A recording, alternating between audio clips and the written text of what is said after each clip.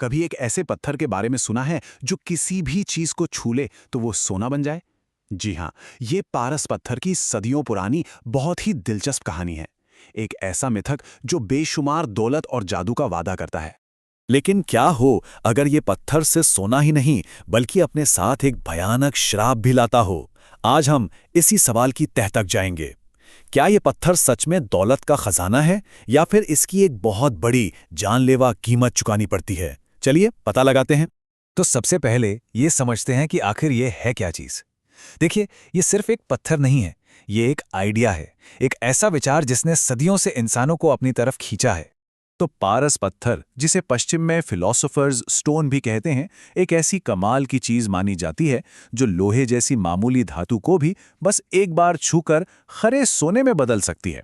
और ये कहानी सिर्फ भारत में नहीं बल्कि पूरी दुनिया में कीमियागरों के बीच मशहूर रही है।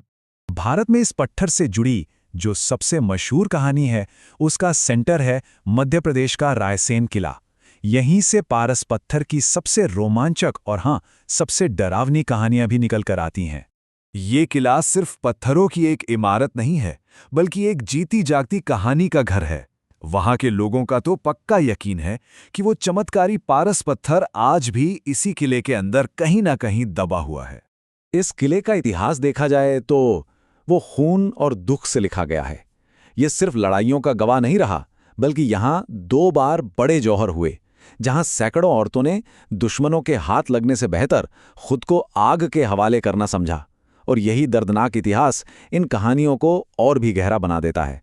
कहानी कुछ यूं है कि किले के आखिरी राजा के पास वो पारस पत्थर था। जब दुश्मनों ने किले को घेर लिया और राजा को लगा कि अब हार तय है, तो उन्होंने वो पत्थर दुश्मनों के हाथ लगने से बचाने के लिए उसे किले के ही एक गहरे तालाब में फेंक दिया। लेकिन कहानी का सबसे अजीब और डरावना पहलू तो अब शुरू होता है।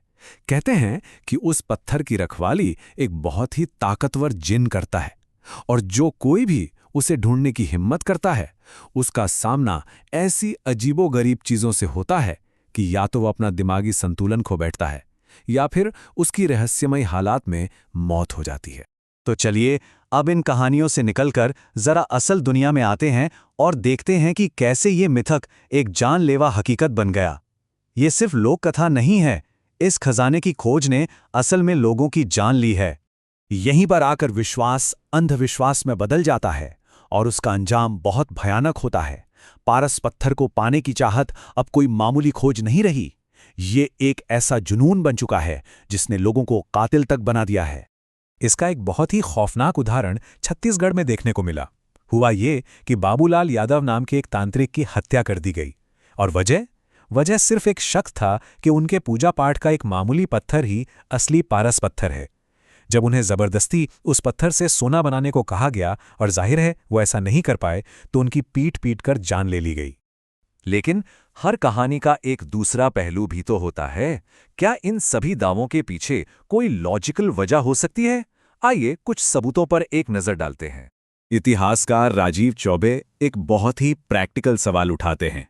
वो कहते हैं, सोचिए जरा, अगर पारस पत्थर जैसी कोई चीज सच में होती तो क्या वो आज किसी तालाब में छिपी होती?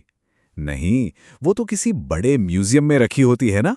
एक और बड़ा ही मजेदार किस्सा देखिए। मध्य प्रदेश के पन्ना में एक कुएं से रात में रहस्यमयी रोशनी निकलने लगी।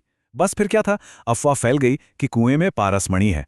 लेकिन जब जांच हुई और कुएं का पानी निकाला गया तो अंदर से क्या मिला? एक वाटरप्रूफ चाइनीज टॉर्च। ये दिखाता है कि कैसे आम घटनाओं को भी मिथक का रंग दे दिया जाता है। तो सवाल यह है कि अगर कोई सबूत नहीं है और खतरा एकदम असली है, तो फिर भी लोग इसकी तलाश क्यों कर रहे हैं? इसका जवाब शायद इंसानी लालच और उम्मीद में छिपा है। और ऐसा नहीं है कि ये मिथक सिर्फ रायसेन तक ही है, इसकी गूंज पूरे भारत में सुनाई देती है। चौरागढ़ किले में कहानी है कि हाथी की लोहे की जंजीर सोने की हो गई थी। ग्वालियर की स्वर्णरेखा नदी का नाम ही शायद इसी पत्थर की वजह से पड़ा। मतलब ये कहानी अलग अलग रूपों में हर जगह जिंदा है। लेकिन सच कहूं तो बहुत से लोगों के लिए असली मकसद शायद पारस पत्थर है ही नहीं। उन्हें भी पता है कि पुराने किलों में राजा महाराजा अपना खजाना अक्सर जमीन में गाड़ देते थे। तो पारस पत्थर तो बस एक बहाना है, असली तलाश तो उन सोने के सिक्कों और जवाहरात की है जिसके लिए आज भी अवैध खुदाई चलती रहती है। तो आखिर में ये सवाल हमारे सामने खड़ा होता है कि असली खजाना क्या है? वो पत्थर जो शायद कभी था ही नहीं, या फिर वो कहानियां जो इतनी पावरफुल हैं कि वो लोगों से कुछ भी यकीन करवा सकती हैं, उन्हें जुनूनी बना सकती हैं और यहां तक कि उनकी जान भी ले सकती हैं? इस पर सोचिएगा जरूर।